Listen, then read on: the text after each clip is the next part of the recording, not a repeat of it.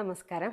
പുതിയൊരു വീഡിയോയിലേക്ക് എല്ലാവർക്കും സ്വാഗതം. അപ്പോൾ ഇന്ന് നമ്മൾ ഷെയർ ചെയ്യുന്ന ഇൻഫർമേഷൻ ഇപ്പോൾ റീസെൻ്റ്ലി ഭയങ്കര ഇമ്പോർട്ടൻസ് വന്നിരിക്കുന്ന ഒരു കാര്യമാണ്. എന്താണെന്ന് വെച്ചിട്ടുണ്ടെങ്കിൽ നമുക്കറിയാം, തമിഴ്നാട് ഇപ്പോൾ നമ്മുടെ കോട്ടൺ ക്യാൻഡി അഥവാ പഞ്ഞിമിഠായി നിരോധിച്ചിരിക്കുകയാണ്. നമുക്കറിയാം ഏറ്റവും അവസാനമായിരിക്കും തമിഴ്നാടൊക്കെ ഒരു കാര്യം ചെയ്യുക എന്ന് പറയുന്നത്. അപ്പോൾ തമിഴ്നാട് പോലും കളർഫുൾ ക്യാൻഡീസ് നിരോധിച്ചിരിക്കുന്നു.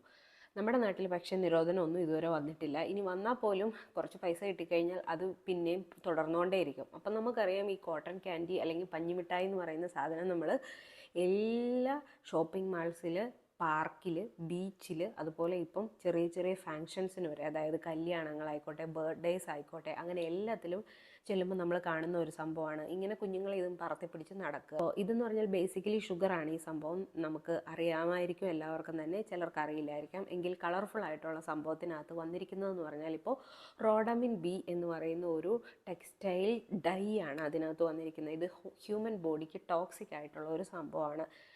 ഒരു കെമിക്കൽ കോമ്പൗണ്ടാണ്. ഒരു കാരണവശാലും നമ്മുടെ ശരീരത്തിനകത്ത് പോകാൻ പാടില്ലാത്ത ഒരു സാധനമാണ്. അതുപോലെ തന്നെ കാർസിനോജനിക് കോമ്പൗണ്ടാണ്. കാർസിനോജനിക് എന്ന് പറഞ്ഞിട്ടുണ്ടെങ്കിൽ നമ്മുടെ ക്യാൻസറിന് കാരണമാകുന്ന ഒരു വസ്തുവാണ് എന്നാണ് അർത്ഥം.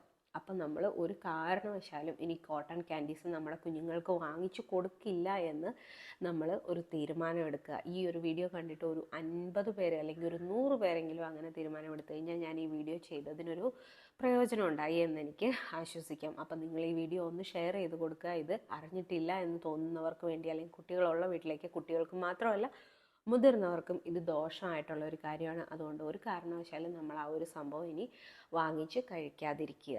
നമുക്ക് വേറൊരു വീഡിയോയിൽ വീണ്ടും കാണാം.